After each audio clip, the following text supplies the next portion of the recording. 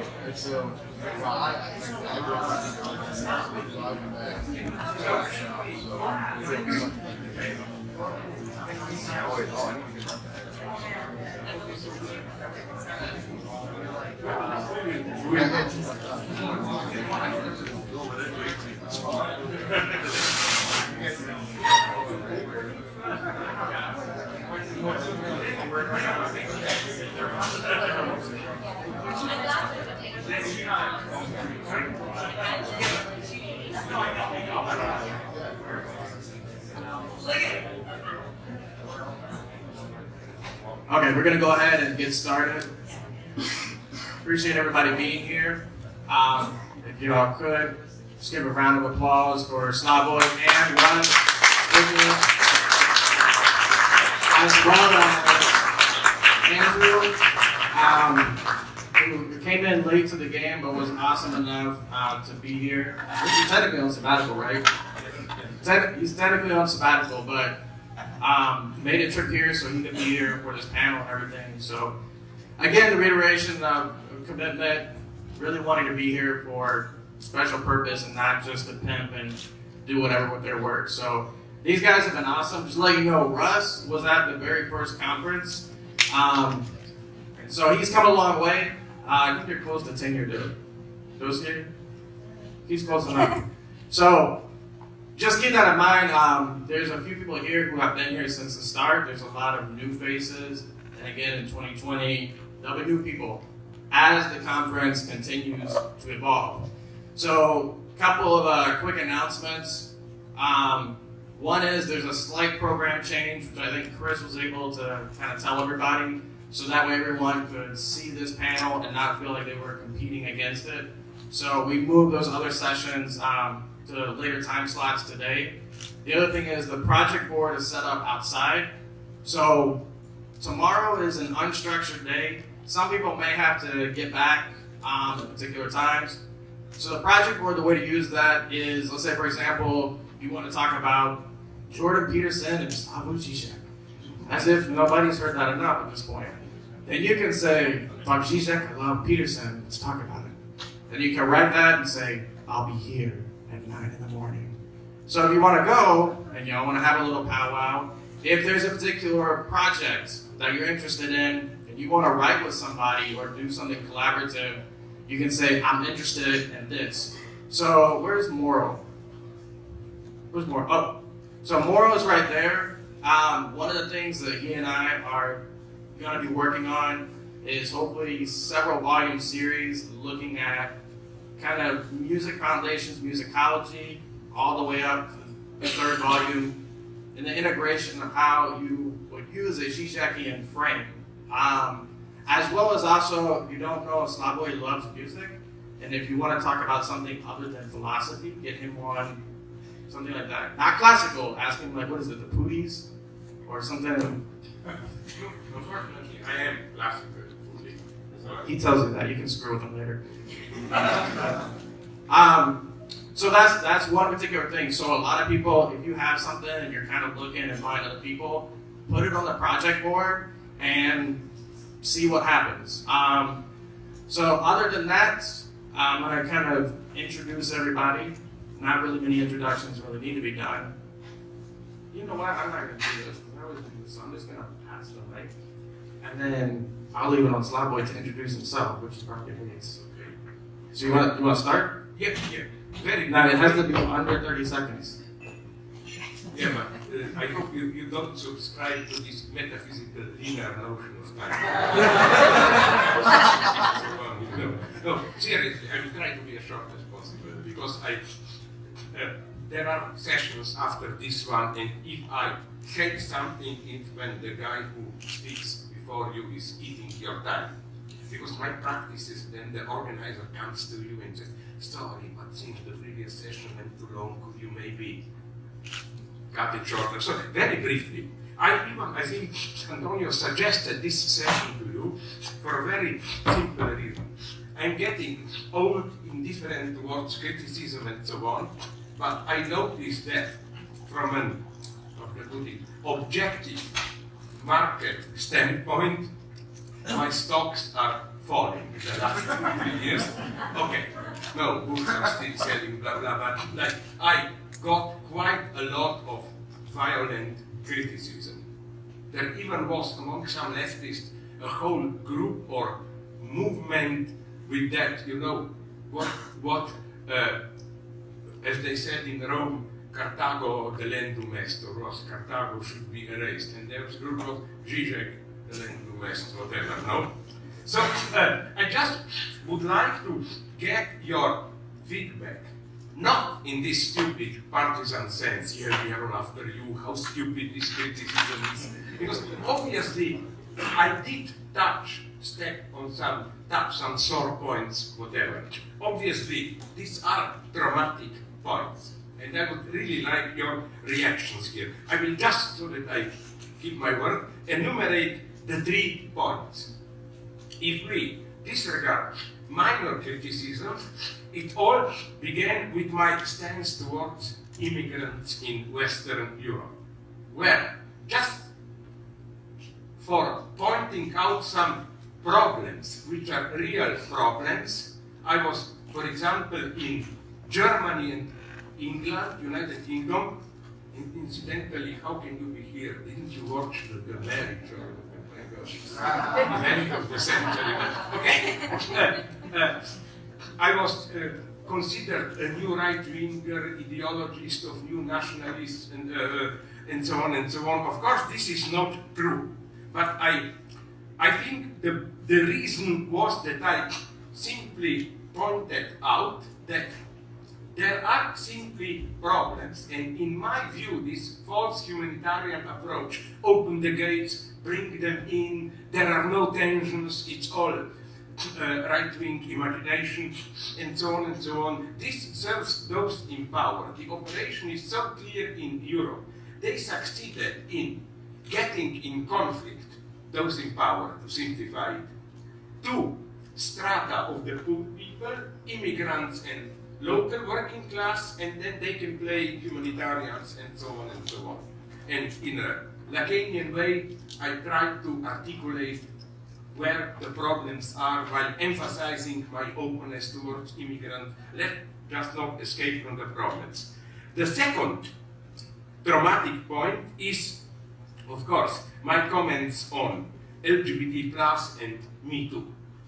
It's crazy how, although I always emphasized I totally support their goals. So I am not, that letter was signed, you remember, signed by Catherine Deneuve, no? I'm not claiming, no, they go too far, we should be more considerate.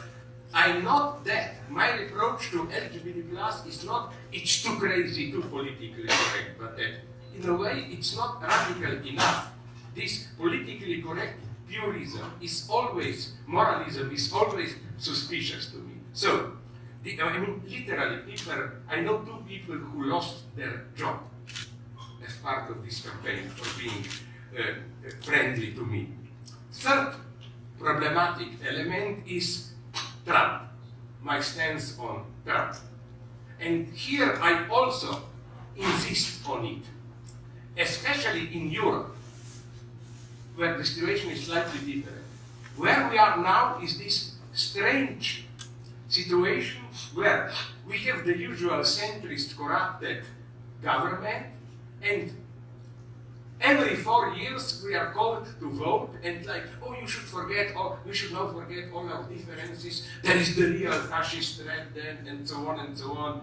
Like, the liberal center is using this new white supremacist whatever trend to prevent their criticism. This, as more radical criticize, this happened in a ridiculous way in France, where when some leftists said, okay, you should vote for Macron against Marine Le Pen, but nonetheless, my God, Macron stands for the politics which gave birth to Marine Le Pen, so we should open the criticism. They were accused by my friends from the Lacanian school, Jacques Miller and so on, ex-friends.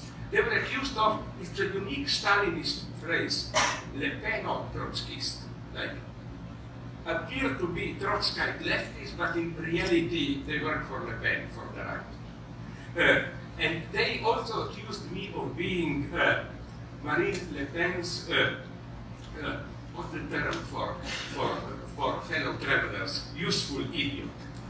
And my reply to them was, of course, maybe true, but they are definitely useless idiots. No? That's another one. So these three are the political points. And then also, if you want to go more in this direction, the fourth one is the rise of a new tendency in theory, so-called, in all its different guises, object-oriented ontology. And this is basically a very interesting thing theoretically. And if you are interested in it, I think it's now distributed only in Europe, not yet here, together with two other guys, Frank Ruda and Aaron Hamza. It just appeared in Europe, it should here in a month or now, a book, Reading Marx. The title shouldn't deceive you. It's, at least my text has nothing to do with reading Marx, but it's there in 60, 70 pages. I try to settle accounts in detail, in a very respectful, even friendly way, but nonetheless clearly differentiating myself from object-oriented ontology. That's the philosophical struggle going on. So this is what I see as topics. Now, please, the two bearded guys.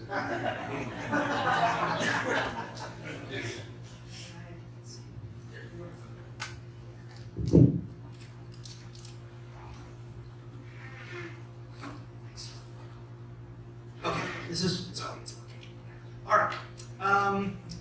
Let's see. Out of these four topics that Slavoj brought up, the fourth one, the most recent object-oriented ontology, the three of us have essays in a collection that will come out at some point on subjectivity, subject matter is the title of it. So there's more. So you can read about that, and I think I saw a paper on the program about object-oriented ontology as well. But what I'm interested in, or what I want to take up, is the third part about the third point about Trump. I think that in some ways the question, if you want to put it this way, like what happened to Žižek, is the answer. I mean, the simplest answer I think is nothing, actually, because I really don't think anything has changed. If you go back, and I had a graduate seminar this semester in psychoanalytic theory, and as part of a unit on race theory, we looked at I had the class read the last chapter of Slavoj's book, Caring with the Negative, Enjoy Your Nation as Yourself, and which is essentially mostly about the outbreak of nationalism following the end of the Cold War. And it's this, unfortunately, the craziest thing about reading that less than a month ago is that it's more, it's actually more appropriate today than it was back in '93. Yeah, and I know it was heavily anthologized, that chapter in particular when it came out. And if you it's only now, I would say, that the actual theoretical stakes, or the actual the diagnosing of the political deadlock that Slavoj that he underlines there, or highlights for us, comes to the fore. So if you take Trump and nationalism, for instance, I would characterize it as a sort of, I think Trump in a way is the resurgence of postmodernism, even though we thought it was dead, a sort of super-egoic fascism in a way. Trump's appeal, it lies precisely in the register of enjoyment, which Slavoj is always talking about and has been talking about since his first books in English. If the Trump phenomenon demonstrates nothing else, and this is in response to the ridiculous sort of caricatures and hit pieces, I think, that came out after Slavoj, quote unquote, endorsed Trump. But if the Trump phenomenon demonstrates nothing else, it's the efficacy of what Slavoj, in another early book of his, the subtitle of it, the book For They Know Not What They Do, calls enjoyment as a political factor. And this is clearly the case with the idea of effective enjoyment. Is this from Lacan himself, or is this one of these terms like ecstasy that it took Jacques-Alain Millard to? It's Miller David doing the political twist. Yeah. I mean, this is exactly what's happening now with the Trump phenomenon. I mean, if you have an internal deadlock. I mean, in the contemporary U.S., the results of neoliberalization, right? The end of manufacturing as a result of finance capital, the outsourcing of jobs. So you have this deadlock that's internal to the system, and you project that onto an other or various others. So Mexicans who come here bringing gang violence, raping our children, stealing our jobs, or Muslim refugees who hate the American way of life and coming here to create some sort of, ISIS terrorist cell, politically correct professors maybe who won't allow us to use racist or misogynistic, sexist terms. All of these others, so the narrative goes, if according to the Slavoj's Lacanian frame, have stolen our enjoyment, right? And are here in the sense of real America. What is it, Sarah? That genius Sarah Palin said, the real America. And the logic here is, if you could just get rid of these people, we could all be like Trump, who seems to be able to enjoy without any sort of repercussions. This would be jouissance in Lacanian terms. But this is where the line "to make America great again" comes, relates to. And I think Slavoj even talks about in that chapter the vague notion of our way of life, and so that which is the specter of that, or the sort of national thing that the other is trying to. So I think that because Slavoj points out some of the real problems or tensions that are inherent to the refugee crisis, and also the problem with the example here wouldn't be Macron, but would be Hillary Clinton, right? So Trump and the sort of nationalist fascist specter, we all have to align with Hillary Clinton and the sort of neoliberal centrist agenda. I think that if you read these sort of provocations, absent of any of the other theory of Slavoj, where there's close to 30 years of it, I think then, of course, you're going to want to misinterpret his and mistake his positions. But nobody who reads him seriously, I think, can actually believe this or sustain this sort of critique. So I actually think the answer is actually to go back and to reread Slavoj's earliest work, because I think that if you read that, you'll see actually that theoretically, positions have advanced, but that I would say that Slavoj hasn't changed. The theory hasn't changed much. It's the way in which we react to it. So that's my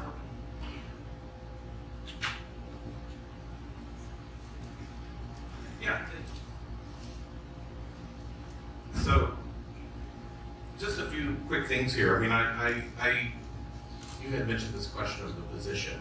That we have these ideas, we have these theses, we have these positions, and with Slavoj's remark on Trump, I was hearing you speak from the position in the classic Lacanian sense of from where in discourse do you speak, rather than here is my idea, this is sort of where I fall politically or ideologically. So for instance, I think that statement was heard in a sort of Hegelian manner where there's this kind of retrospective point of view where, vote for Trump because because just wait for the wild dialectical reversals to come. And that was your point, which was to say, get Trump in there, it'll blow apart the right, it'll blow apart the left. We are kind of seeing that in a way, okay? So it's interesting to sort of return to that thesis. In the abstract, I had to go back and watch the clip, but in the abstract, I always thought about that statement from in relationship to what is the position, where is he sitting in relationship to discourse? Is he sitting in the place of the hysteric or sitting in the place of the pervert? Is he the individual who sort of knows the ideological injunction so well as to utter it without question, as in the status of the pervert, which is an interesting, because pervert is an identity you adopt in your pervert's guides, et cetera, versus the perspective of the hysteric, who understands the ideological injunction, questions it at the same time, reveals its contradictions, and then even asks if the apparatus has it in itself enough to even be worse, to sort of exert more pain on me or inflict more damage on society and so forth. So that was the first thing, was just the question of position. Clarifying, are we talking position in the strict Lacanian sense or position in terms of ideas? And then the question about the position of ideas then opens up, I think, a risk here, because I sometimes wonder if what we're talking about is ideas. This is that liberal idea where you have your idea, I have my idea. They will be contested in some kind of public sphere, place. And of course the other word for this is the marketplace of ideas. And as soon as you introduce that phrase, then you know that it's a market, it's bullshit. The invisible hand, it's bullshit. What governs this market? It's not an abstraction. It's the means of representation, the means of production, all the way down, right? So ideas become a risky thing, okay? And it almost feels like this strange perversion of this Humean idea again of we have perceptions. It's almost as if the psychologies have sort of regressed to this older notion of we have perceptions, and then we have ideas. We are struck by perceptions, flashes of light, sensations that come to us in the outside world.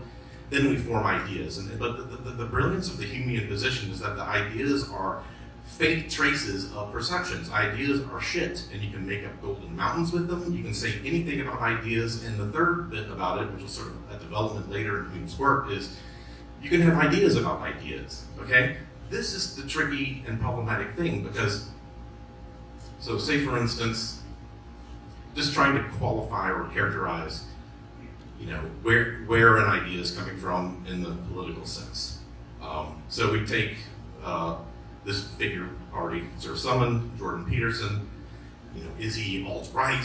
No, he's not alt-right. You're not listening to his ideas. You're not looking at his footnotes. It's well documented, right? It's constantly sort of, there's a slipperiness there in terms of trying to pinpoint the idea to a particular kind of politics. And I would propose and just leave you with this, which is there's sort of quarter of the way through Mein Kampf. You might remember this passage. Hitler talks about designing the Nazi flag.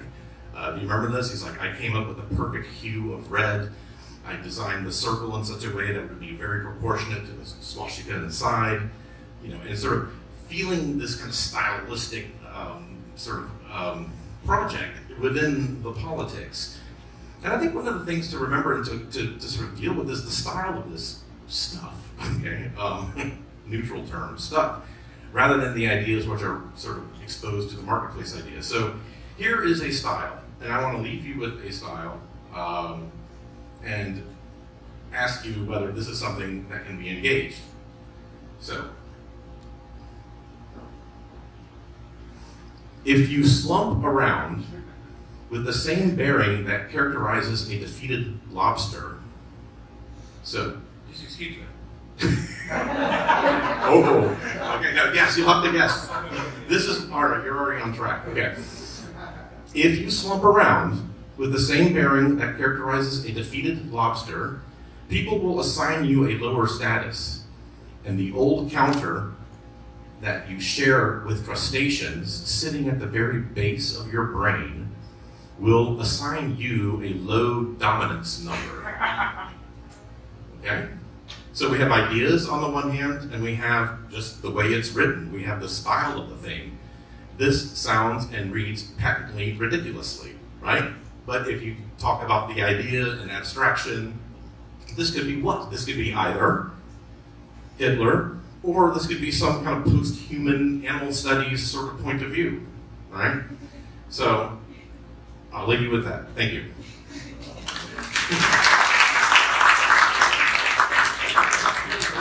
Reply in a friendly way, and then maybe I would like to hear it from you, critical points where I made a wrong move and so on. First, just to clarify this Jordan Peterson problem, no? I'm less and less interested in debating him. Why? Because when I wrote the text for Independent, I knew only two parts of him. His conflictual stance, especially in Canada at the beginning, towards all this LGBT plus naming and so on, and his attitude towards what he calls cultural Marxism. And my stance towards him, as far as I knew that, was not just fanatically against, but it was that when he criticizes LGBT plus political correctness and so on, he nonetheless sees some problems, identifies them correctly, but of course gives them long term and so on and so on. But then his notion of cultural Marxism, and from his partisans who attacked me ferociously on the web, I didn't get a good answer. And this is why I don't buy the theory that you mentioned, no, read him closely, he's not alt-right, he's really almost a centrist. That's not my theory. No, I know. Yeah. That's your usual too. It's not me, it's Hitler. No, it's out there. Sorry. No, what I want to say is that something, I don't know how it is in the States, but in Europe, horrible things are happening. You think you are deep shit with Trump. Maybe we are in an even deeper shit now in Europe. If you, okay, this is still a marginal phenomenon, but if you think about it, if you don't have anything to do, go to Pirate Bay or whatever you have here and download something called Europa. Not Europe, but Europa, written in this way, and this is incidentally how right-wingers, fanatical, like to identify the enemy today. You know your greatest writers, ironically, how is he called? The Left Behind series, Tim LaHaye. Those bestsellers. He wrote even a novel called Europa, and the idea is clear. Forget about Arab Muslim fundamentalism. Behind all of this is really Europe. Europe is a plot against United States and so on. The idea of United Europe. That's why Trump is totally in this line, and now again he attacked Europe for not complying with American legislation. But what I want to say is that, okay, Europa, just put it on Pirate Bay and you say, Europa, the last battle. It's pretty horrifying. It's a 10 one-hour series, very professionally made by some Swedish guy, but in English. To cut a long story short, full rehabilitation of Hitler, not between the lines, but directly. It says the origin of Bolshevism and communism are the Jews. Jewish capital, they financed Trotsky, who was in 1916 in New York, and in this way directly organize the October Revolution, and then they go on.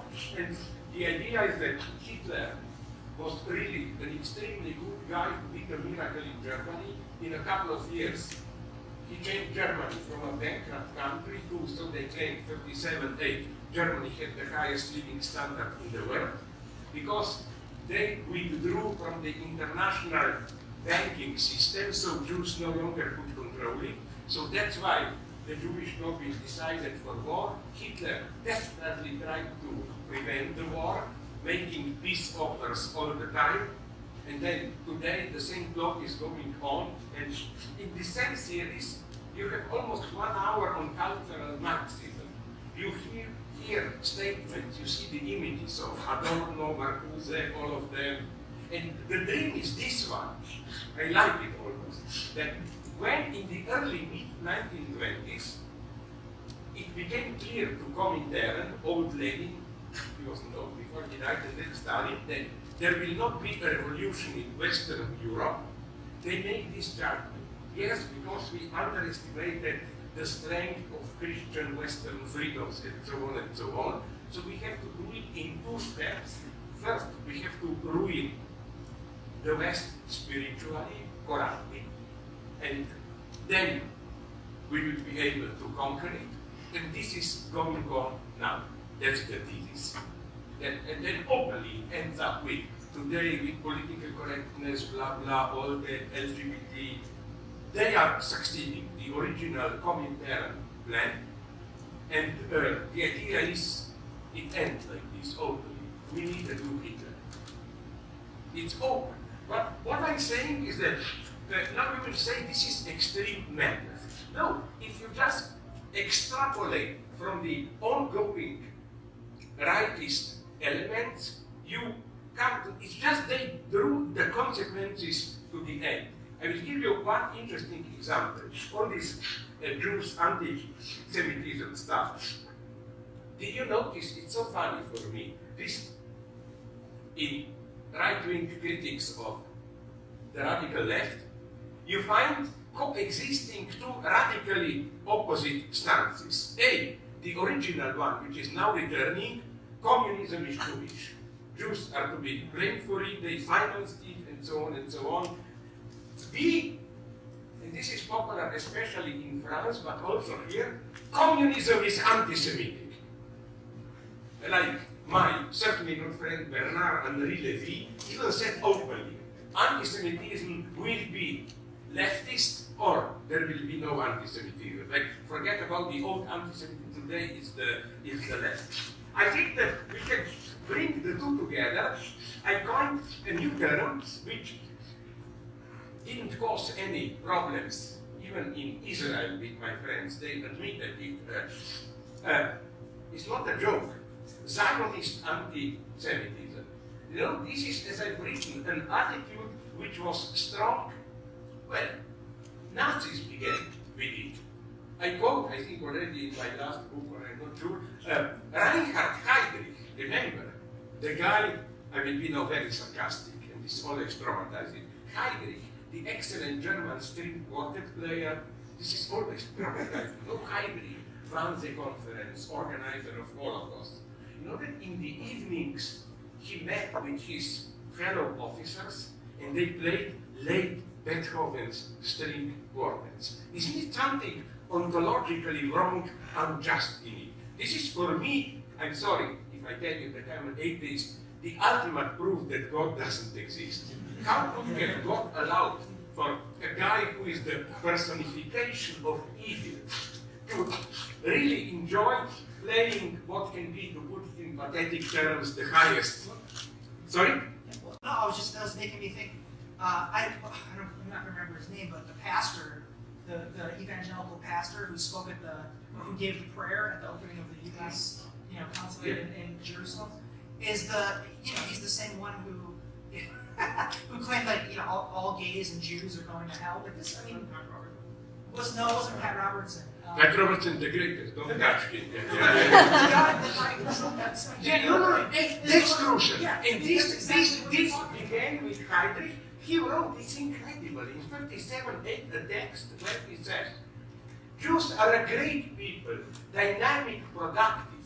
They should move to Palestine. We will fully support them there. We just don't want them here.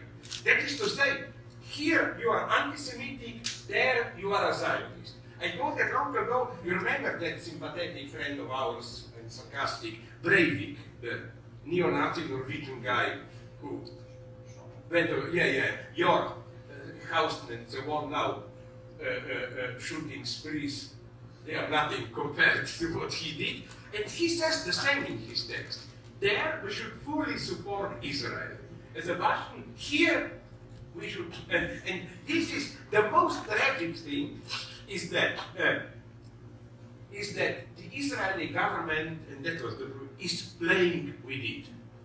For example, it was such a shock in France, friends told me, when a year ago Netanyahu made a call to French Jews, it's not safe for you there, come to Israel. You know that all the truly anti-Semitic right in France greeted this. You see, we agree with Netanyahu, go out of here and so on. So what I'm saying is that and now I come just to the end in this conspiracy theory, and what is so sad is that in Europe, at least in my country, it's no longer this type of, to put it cynically, usual conspiracy theory where, we sit in a bar after and we say crazy things. It's part of the public discourse. It's horrible. And this is why in Europe, Soros is hated, George Soros. You know why? They claim, it's a beautiful theory in a sarcastic way, but it's the truth, that the Arab-Israeli conflict is a fake. It's made for our media to dupe us, not to see that they are really the same. We have the Arab immigration refugees organized by the Jew Soros, and they have all Islam fundamentalists and Jews the same goal to destroy Christian Europe. Now what worries me is that this is no longer some kind of a small conspiracy theory and so on and so on. It is, even if they don't dare to say it openly, it is what is behind, if they care to think a little bit, what is behind this new anti-immigrant wave. So something tremendous is happening. Point two, yes, just to conclude with Jordan Peterson. So he is part of this myth, cultural Marxism. My position is here as if LGBT plus and Me Too, the ultimate Marxist conspiracy to ruin the West. My critique of Me Too, very partial, I'm on their side, but just some of their problematic aspects is again that, no, if anything, they are the last attempt of liberals to prevent a more authentic radicalization, political ones. They are not the left, they are the last defense against the left. But with Jordan Peterson, you know what's my problem? I like to debate with neo-fascists, but sorry, Jung is too much for me. When I just open, I cannot buy, for moral reasons, but in a bookstore I opened a little bit these 12 rules for life. Fascism is okay, racism is okay, but my God, all those wise advices, like when you see a dog caress him or whatever, that's too much for me. So but just, my point is nonetheless, think about his exploding popularity, avoid this liberal smugness and satisfaction, ooh, that idiot, and so on. Why did he explode so much? Where did we, with all our political correctness and so on, where did we fail? Where did we fail? And if I may go on just a little bit on, you know what, as critical intellectual we should do? Whenever there is a new progressive movement, and I undoubtedly am here for Me Too and all of that and so on, we should see the complexity of the problem, and this is, the ABC of a leftist intellectual for me. that you don't buy simple solutions, you see the potential negative consequences. For example, to give you two simple examples and provoking you. It's very simple. In my next book, it will be much more elaborated. After criticizing all this main position, blah, blah, blah, they are now elaborating, me too, at least in Europe, some proposals about, okay, but to be sarcastic, but benevolently. Billions of people want to fuck and date and so on and so on. So how to do it? And they are elaborating proposals which are, I think, very ambiguous. Let me just give you, to amuse you a little bit, and I want your reaction. Two examples. I totally agree with Me Too guys who say no means no is not enough. There is also something that you can call a coerced yes. A woman says formally yes, under pressure, but, and so on and so on. I totally agree with it. I just don't think that you can solve the problem in a simple, legalistic way by demanding a more affirmative yes. Like one text claims it's not enough for a woman to say yes, maybe she must say, give, as they say, a triple, joyously affirmative yes. Can you imagine this functioning in real life? Let's imagine. Why not? There is a woman who wants to get, why not? There is nothing wrong in it. Who wants to get screwed by a guy. It's absolutely her right. And she gives him the hints and so on. The guy is shy, politically correct, nothing bad here, and doesn't want to reply to her advances. He is not sure that, he will. And then, what should she do? According to this rule, she should jump and front her, yeah, please fuck me or whatever. It doesn't work in this way. You cannot solve this problem by fixing explicit rules. Or another one.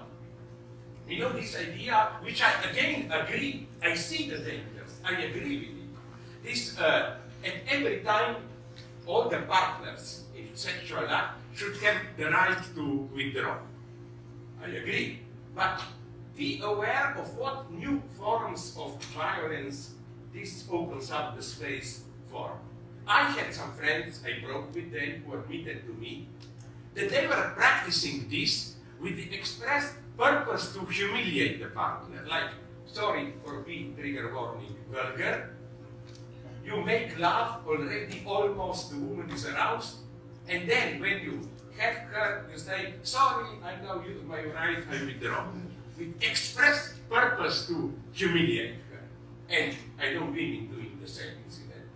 So, you see my problem, the lesson is what? Not we should just do it and so on. But we should be aware that about this, how should it be, regulative, almost legalistic thinking of Me Too. It doesn't work in this way. The change has to occur at a more substantial level. Just briefly, if you allow me, so that I don't really talk too much, the notion, very suspicious of way of life. I know many right-wing populists use it. No, it's our way of life, and so on and so on. But I think there is a reality of way of life. And you know, correct me if I'm wrong, in Europe I see this problem. When, you know what, for example, when I have debate with my radical leftist friends in Europe, they tell me, no, this conflict of ways of life is just a bogus, white, racist, suprematist notion. We can just tolerate each other. And then they gave me always this simple example. When Africans come to France, of course, isn't it beautiful? Doesn't it make us more rich if they sing their songs, if they dress the way they used to dress, if they practice their cuisine and so on? I say, perfect, but for me, the core of a way of life is not this. The core of a way of life is modes of enjoyment, how sexuality is organized, and relations of authority. Who has the power in their community and so on. And the moment you leave behind this simple topic, of course, who cares what kind of food, or what kind of songs you are singing. But these problems emerge. For example, I'm sorry if I use an example which was known, I used it in one of my earlier books. It happened about 10 years ago in Slovenia. Roma, politically incorrect term, gypsy girl, ran for her family because her father wanted to, and she was 13, her father wanted to marry her to his friend in a Roma way. And then, of course, all feminists in Slovenia supported her, but then her father went public with a simple convincing statement. He said, are you aware that arranged marriages are the very core of our group identity? If you take this from us, we disappear as an ethnic group in 2-3 decades. What can you answer? You see, this is a problem. Because all the liberals who are, there is an inconsistency in this, and I'm not proposing a simple answer. We Europeans know we should impose our standards. I'm just saying it is a serious problem. And to conclude very briefly, a wonderful story that I'm stealing this from Alenka Zupancic, our friend, who told me that she read somewhere that this happened recently at an American campus. It's a beautiful, simple story. At some campus, maybe you heard it more in detail than me, allegedly this happened. There was a swimming pool where some students, girls in bikinis, were lying on the sun and swimming a little bit. The nearby building was getting its, how do you call it, facade, plaster, remade. And there were some Mexican workers who, of course, because that's how usually it is, right? No commitment for me. They started to do what they have a wonderful term in Latin America, el piropo, these erotic, funny remarks. They make this kind of suggestive remarks, not aggressive, just there was no threat. And the girls complained, this is harassment. Of course, everybody knew that there was also a class dimension. These were upper class girls and Mexicans were poor workers. But you know how they solved the problem? This embodies for me the worst of political correctness. It was like the swimming pool and nearby building, just close to the building, they made a plastic wall so that the Mexican workers were not able to see the girls. Plus, they built a special plastic covered tunnel for the workers to approach the building so that at no moment was they able to see the girl, and everybody was satisfied, no harassment and so on and so on. But for me, there is something simply horrible in this. And now to avoid a misunderstanding. Of course, in some sense, both sides were right. The Mexican workers, when they complained, this is a class and racial dimension, if instead of Mexican workers, us, there were to be rich white guys there on the balcony, you probably wouldn't complain, and the girls who said this is harassment. But I don't think you can solve the problem in this way. Again, my message is always the same. There is a problem with this. And for example, like that example that I mentioned, the Slovene police. A Roma girl comes to you. You have to do something, to cut a long story simply. You cannot say, no, this is a complex, multicultural problems, European imperialism is to blame. Okay, fuck you, but what will you do then? The choice is simple. Will you return the girl to the family, or will you somehow protect her? How, if her family is looking for her? In Germany, so that you will not, again, accusing me that I'm mentioning some case which happens rarely. In Germany, exactly such a situation happens, it's not so much arranged marriages as an immigrant refugee daughter wants to escape from her family. She wants to have German boyfriends and so on, and family wants her back. They have the whole system of now already 25 asylum homes. They are treated then the girls like this protection of witness protection program. They have given a new identity and so on. Again, I'm not saying look at barbarian immigrants. I'm saying the worst thing we can do here is to claim, no, these are just right-wing problems, let's ignore them. They are not. And it's absolutely crucial to find a way here. Not to avoid. The catastrophe in Europe is that the left liberal attitude is, if we even cover this in the media, it just serves racist, so let's ignore it. Yes, and then you get populists in power.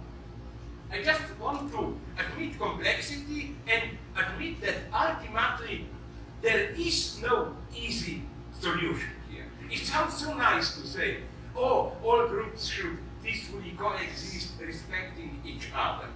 Yeah, but groups always interact. How do you fix the rules of this interaction?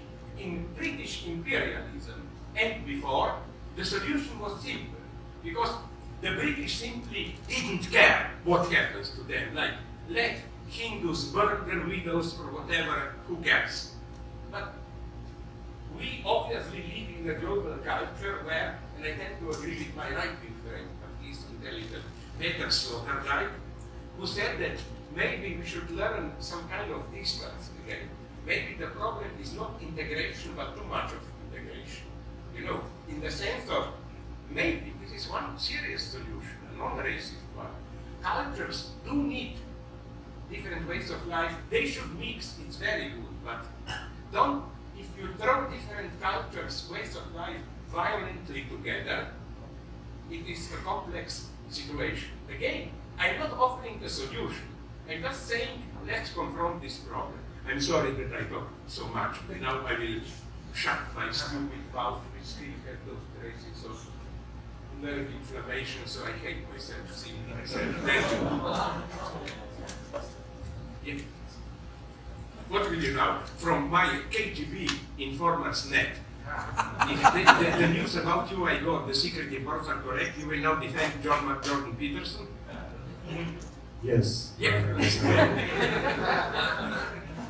No, when Slavoj originally proposed this, I was kind of taken aback because to kind of review critiques and criticism is almost a constant thing, especially after 2016, and it was right before the last conference. He had come from Left Forum. Left Forum picked up a lot of shit when people had taken out of context and tried to essentially roll out and what do they call it, like surprising railroad dude. Yeah. And so if you read, so for example, if you read Parallax View, because somebody was talking about it earlier, then one of the famous lines in there that people love is talking about fist fucking as a concept with Foucault. If you purely just pull that out and you start pulling out other bits and pieces, then you could read and misinterpret Slavoj in a very kind of perverted way, right? So you're trying to pervert it in a sense. And that comes from where these critiques and attacks I see is